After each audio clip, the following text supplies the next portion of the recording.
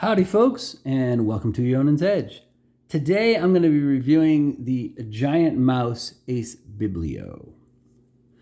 Let's jump in as always with some basics right away. So this knife uses Bowler M390 steel on a drop point blade. It has a flat grind almost all the way to the top. The knife uses steel liners with Micarta scales. This is a manually deployed knife. It can be deployed two ways, by use of a flipper tab and also by use of a blade cutout or hole. The knife is riding on dual ceramic ball bearings, and it uses a wire reversible titanium pocket clip. Let's talk about some other quick specs here. You got 2 5/8 inches worth of usable cutting edge on the blade. The scale length is 4 inches, and the tip to tail length of this knife is 6 3/4 inches long. The weight on my digital scale was 3.75 ounces. So there's your basic specs real quick. So let's talk about some of the things I like about this knife. First of all, the knife has excellent fit and finish. The micarta looks good. All the finish work on the knife is great. Solid quality materials. Like I said, overall good fit and finish on the knife. The ergos on the knife are one of the things I think that makes it. For a smaller size knife, it does have good ergos. It's meant to be held here. Yeah, can you hold it back here? Yeah, I mean, I have large glove size hands. I can get all 4 fingers on here in this rearward position, but my rear finger kind of tends to come over here into this area. The knife's really meant to be held using the front choil, and that's where it really excels. You've got some meaningful jimping up here on the top of the blade for finger placement. You've got jimping on the back of the flipper tab, and some jimping here where your liner lock, which is very good and very solid, by the way, where your liner lock comes into play. So this is going to be your primary carry position on the knife. Your thumb just kind of really wants to go to this jimping right here. Might have liked to see a tiny bit more of that, but very minor. It's a good position. The knife is really ergo friendly in hand. Again, I have large glove size hands, but fairly average size fingers. So you get a feel for what's going on here. The other thing too is the wire pocket clip. I've had a couple of knives with them. On this particular knife, at least for this size range, this clip has really grown on me. It is reversible. You can take it off and put it on either side. But I find this clip has worked really well. It's grown on me, and it's become sort of a favorite of mine because it doesn't catch on things when I have it in my pocket. It doesn't. Some of the clips that are more sharper or more spoony looking, whoops, almost knocked my camera off there. They basically tend to catch on things and scrape things up. So I really do appreciate the wire pocket clip design on this knife. For light to medium cutting tasks, this M390 steel has been great. It's worked really well. It's handled everything I've thrown at it, and it only needs occasional stropping when I'm putting it into a lot of use. And this knife has become part of my regular EDC rotation for this particular size category. So again, that's a big deal. I would also point out that I own 2 of these knives. I own 2 Ace Biblios. One here in the natural brown micarta, which I prefer, and then the original one that I bought in the green micarta.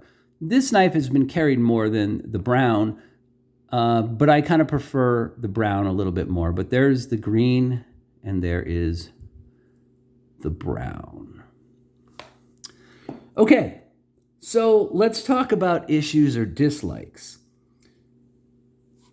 This is kind of an issue that some people have complained about. In fact, I came into possession of this brown one from Grumpy because he has very large fingers. So some of the folks out there, like him and others in the knife community that have very large fingers, are not going to like this knife. Why? Because this finger choil and this finger choil are made for people with average to slightly large fingers. For me, personally, This finger choil fits perfect. You can see my finger fits right in there nice and tight. Doesn't stick up over the blade like that. It really fits me quite well. So does the scalloped choil here. That fits me quite well. So for my hands, this knife fits right into position and gives me plenty of purchase, and I don't feel like the choil is too small or too tight. But again, if you have bigger hands, you're not going to like this choil because your fingers are going to come up and over the front edge where the blade surface is, the cutting surface is. So that is a detraction. Not for me, but it's one of those things when I do my reviews and I'm honest, I have to point out for other users who might be contemplating buying this knife. The green micarta. So let's talk about that. Again, I just mentioned I love the natural micarta, the brown, but this green micarta, I have recently rewashed this. The green micarta patina's fast. It looks kind of a pea green, like a dark olive green when it's patinaed, and it's not very attractive looking. It really loses a lot of its appeal once it becomes patinaed. It becomes very, very dark. Like I said, a dark olive / pea green. Is that correctable? Sure. You can basically take the scales with a little bit of like Dawn or Palmolive dishwashing liquid and a cloth and just rub them like this and then wipe them down with something, and it'll take all the hand oils out and you'll be back to this. And I've carried this knife a lot. So I have washed the handles down twice just because I'm not really super fond of the green, but this has become, out of the two, this has become my more work knife carry because the green micarta just doesn't look very attractive when it gets some hand oil and sweat on it. The brown, by comparison, has held up really nice. It looks really good. It's darkened up in a few spots, but it still contains all that texturing that honestly the green kind of does not maintain. So for that reason, I'd beware of the green micarta. And then initially, the knife did not hold a good edge. So I found that I had to resharpen the green micarta version I had. And then after I did that, it's been fine. I never really had an issue with the brown one. It hasn't been carried quite as much, but I have cut with it a fair amount. And I didn't have an issue with edge retention on this one at all. I only had an issue with edge retention on this one initially. I've pried with this knife and scraped with it and a bunch of other things. So I've worked it pretty hard. But after I resharpened it, I went back and kind of ran over it with some semi-coarse grits and then put a nice edge on it. It's held an edge really well, and both of them only ever need occasional stropping, and that's it. So the other thing too about these knives, that it's a small thing, I said I love the wire pocket clip, but if you take a look here, it is not a full deep carry. So it's a nice deep thick clip that has plenty of room back here with an almost countersunk screw. It's like a very, very shallow button head, but there is a good, I would say 3/8 of an inch back here of the knife that will stick out of your pocket when you're carrying this. Could this have been moved back a little more? I think so. I think it very well could have, and it would have made the knife carry a little deeper in your pocket. It's a small thing, but you're going to have some knife sticking out. That much of the knife is going to stick out of your pocket. So again, just letting everybody know. So let's do a couple of quick size comparisons before I get to the summary. So obviously I own two of these. You know I like the size of the knife. Let's give a size comparison to something that a lot of people are very familiar with. The TRM Neutron 2. Excuse me. So I think these two knives are in a pretty similar size category. Smaller size EDC knives. They both carry well. The Neutron is considerably lighter than this.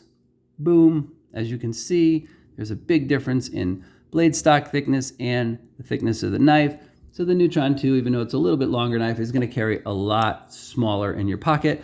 But a knife that's more of a direct comparison and is pretty inexpensive. Another Jesper Vox design is the CRK Pilar Large. Let's move this up a little bit for you. And there it is.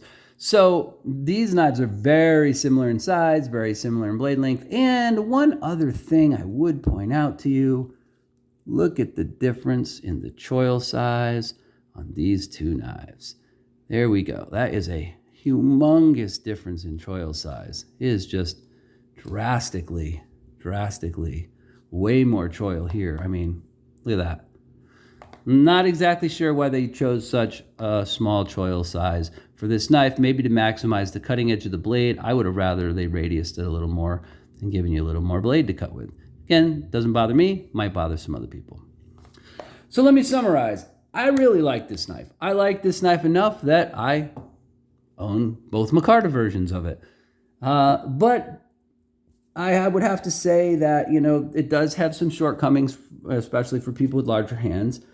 It's around $180 new. It's well built, great fit and finish, and it's a solid performer with this steel on it. Again, just beware of the choil size. If you have bigger fingers, this knife is not for you. Look elsewhere. But I would totally recommend the Giant Mouse Ace Biblio to almost anyone who doesn't have overly large hands or fingers. So there you go, folks. Ace Biblio by Giant Mouse. I hope you liked this review. I hope you found it informative. If you did, consider hitting the like button down there and subscribing to my channel. I appreciate all the comments that you guys leave on the videos. Thanks for watching and stay sharp.